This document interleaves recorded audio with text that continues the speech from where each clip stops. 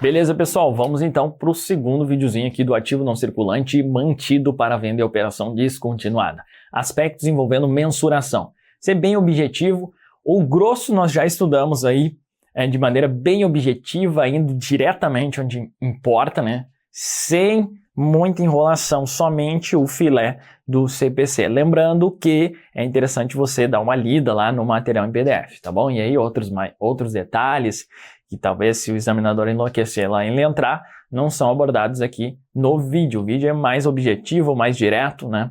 Trazendo uma perspectiva didática um pouco diferente para quem gosta e precisa, às vezes, do vídeo, tá bom? Mensuração, vamos embora então. Então a entidade deve mensurar o ativo ou grupo de ativos não circulantes, classificado como mantido para venda pelo menor entre o seu valor contábil e o valor justo, menos as despesas de venda. Perfeito? Então, valor contábil e valor justo dos dois, o menor, né? Esse valor justo aí exclui as despesas de venda, tá bom?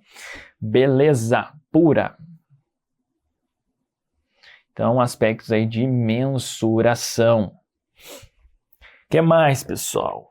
A entidade deve mensurar o ativo não circulante ou grupo de ativos mantido para distribuição aos sócios. Aí aquela questão, né? Mensuração agora para o ativo não circulante mantido para distribuição. É o menor entre seu valor contábil e seu valor justo, diminuído das despesas de distribuição. A única coisa que muda é aquilo, né? Onde está a venda é distribuição. É só isso. E o que é despesa de distribuição nesse contexto? Despesas incrementais diretamente atribuíveis à distribuição, excluídos as financeiras e os tributos sobre o lucro. Tá bom? Bem bacana aqui, né, de ser explorado alguma coisa mais específica, ó. Esses excluídos aqui. Então, o examinador poderia, né, colocar menor entre o valor contábil e o valor justo, diminuídos as despesas de distribuição, incluindo as despesas financeiras e os tributos sobre o lucro, né? Negativo, excluídos então as financeiras e os tributos sobre o lucro. Beleza. O que mais nós temos aqui? Quando se espera que a venda ocorra após 1 ano, a entidade deve mensurar as despesas de venda pelo valor presente. Quando se espera que a venda ocorra após 1 ano, a entidade deve mensurar as despesas de venda pelo valor presente. Quem aí tá ligado? O que vocês visualizam com essa parada aqui? Mais uma referência, né, implícita ao ajuste a valor presente.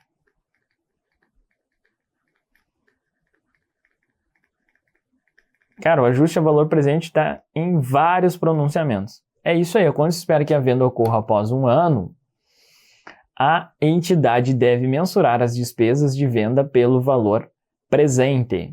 Então, indiretamente aqui a aplicação, né, do ajuste a valor presente. Redução a valor recuperável e reversão. Reversão a valor recuperável e reversão.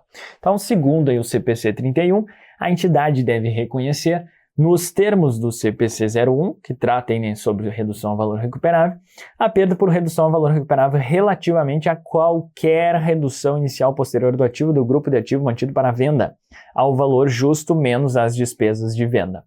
Tá? Então, aplique-se a redução ao valor recuperável e a reversão, né, de perdas anteriormente reconhecidas. Então, pessoal, o que você aí precisa se ligar? Isso aí, ó, eu acho que já foi alvo de exigência em prova, né? Esse contexto. Às vezes eu coloco em simulado também, mas enfim. Vocês puderam perceber aí que ativo não circulante mantido para venda é classificado no ativo circulante, primeiro ponto. Quando ele atende todos aqueles requisitos. E aí, quando ele atende esses requisitos, ele deixa de ser depreciado em caso que seja um ativo mobilizado, ou se esse ativo não circulante é um direito, enfim, é um ativo intangível, ele deixa de ser amortizado. Tudo bem.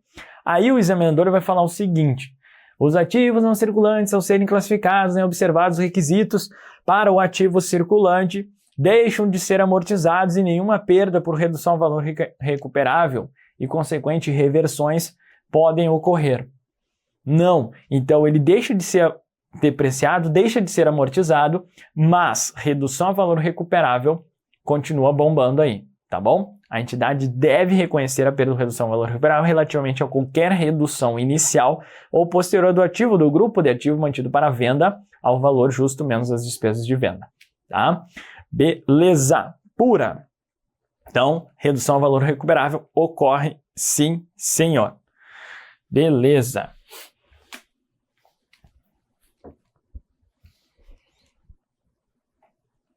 Aqui, só para lembrar, né? A entidade não deve depreciar ou amortizar o ativo não circulante enquanto estiver classificado como mantido para venda, ou enquanto fizer parte de grupo de ativos classificado como mantido para venda.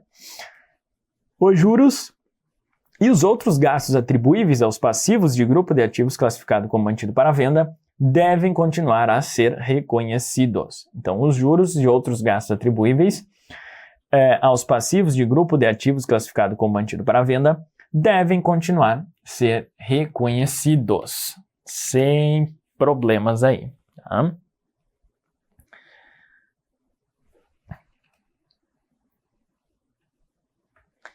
Vamos ver uma questãozinha para ilustrar exigências nesse sentido. Uma empresa planeja colocar um de seus ativos não circulantes para venda. Nesse caso, para mensurar o valor de venda desse ativo, segundo a norma contábil que trata do referido assunto, ou seja, CPC 31, a empresa deverá avaliar o referido bem de acordo com o princípio contábil, custo ou mercado dos dois o menor. E aí, pessoal? Não, né? Apenas transferido para o ativo circulante, devido à intenção de vendê-lo, pelo seu valor contábil, que já considera seu valor justo, uma vez que está contabilizado pelo custo histórico. Ai, ai, ai. Põe, né? Esse aí merece uns kkk aqui. Pelo amor de Deus. Considerar o valor residual contábil, que justamente considera a perda pelo uso ou pelo tempo, ajustando naturalmente ao valor justo. Caraca, que fumaceira esse cara tava, né, meu? O cara fumou aqui uma folha de bananeira, né, meu? Sei lá o que o cara fez. Considerar o valor residual contábil, que justamente considera a perda pelo uso ou pelo tempo, ajustando naturalmente ao valor justo. Totalmente fumado, cara, né? Que mané valor residual totalmente, meu Deus do céu. Que fase, né? Vamos embora. Mensurar o ativo ou grupo de ativos não circulantes classificado como mantido para venda pelo menor valor entre o seu valor contábil e o valor justo menos as despesas de venda. Olha aqui, até que enfim, né? Uma opção bacana aí. Mensurar o ativo, o grupo de ativos classificado como mantido para venda pelo menor valor entre o seu valor contábil e o valor justo menos as despesas de venda. Tá? Então, literalidade aí do CPC 31. E calcular o valor presente do fluxo de caixa futuro. Calcular o valor presente do fluxo de caixa futuro com a geração de recurso do ativo, uma vez que este é considerado uma unidade geradora de caixa. Viajou legal também. Gabarito, portanto, opção D. Beleza. Então é isso, pessoal. Depois tem aqui, ó, mas eu deixei como temas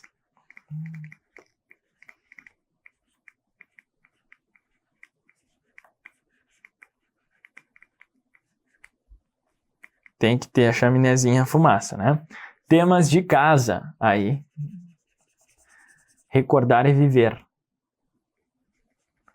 Ó, até o telhadinho bonitinho aqui, ó. Show de bola. Vamos até fazer uma corzinha aqui, ó. Portinha azul, grande presença, janelinha azul também. Tá bom? E o telhadinho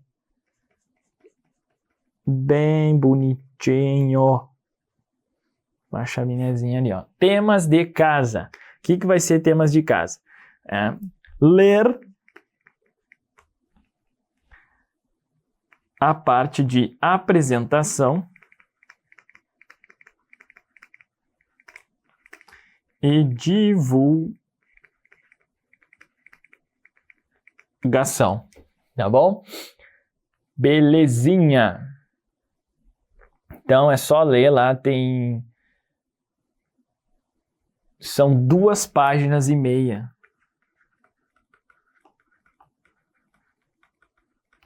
do PDF, do arquivo PDF aí. Então, né, para te forçar a abrir lá, se eu colocar aqui, a galera não vai no PDF, tá bom?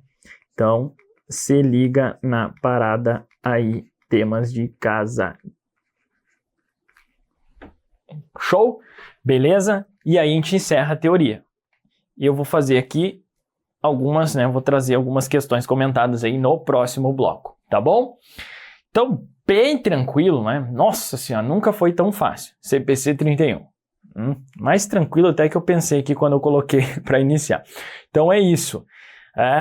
Fechamos aqui o CPC 31. Depois as questões vai ficar mais fácil ainda, né? Aí você, caramba, é só isso mesmo? É, só isso mesmo.